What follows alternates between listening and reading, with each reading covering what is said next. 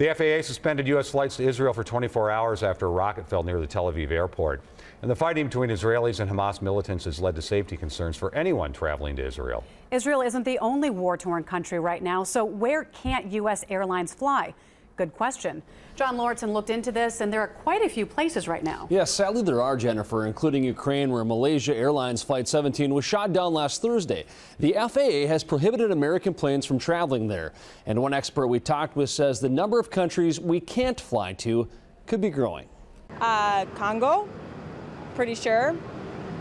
North Korea. It's a who's who of countries we can't fly to. A non-destination list that fluctuates almost daily. It's kind of depressing to think there are places in the world we can't fly to, isn't it? Absolutely, absolutely. But the Federal Aviation Administration says there's a good reason U.S. airlines aren't allowed to fly to certain countries. In April, they issued what's called a NOTAM, or Notice to Airmen, prohibiting them from flying over Ukraine. Today, a 24-hour NOTAM was issued for Israel. And these come out actually on a daily and sometimes an hourly basis. Keith Mackey is a former airline captain and an air safety consultant. He says NOTAMs have long been in place for countries like North Korea, Somalia, and others, places considered too dangerous for American airplanes. He calls what happened in Ukraine a game changer. People didn't realize that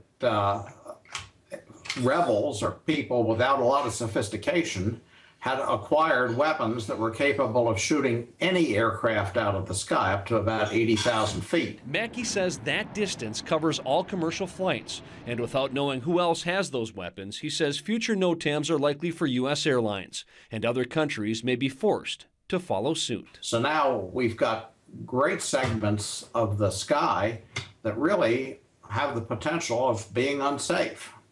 And the industry is going to have to deal with this. Yeah, Mackey says that some countries' airlines choose to take the risk and fly over war-torn countries because it's too expensive to go around. And in most cases, if you fly at a high enough altitude, you're safe. But what happened in Ukraine is obviously different. We actually have some no-fly zones here in the U.S. You can't fly over the District of Columbia or military testing sites for obvious reasons. And even in some cases, you have places where, they're doing military testing in one case where you can't go over that. Nuclear power plants as well. A lot of planes can't fly over those in the United States. It's interesting to hear the reasons why, because I think a lot of people are wondering after a lot of it comes back to war and unrest, yeah. Unfortunately. Right. Thanks, John. You bet. If you have a good question for us, you can email John by going to WCCO.com/links.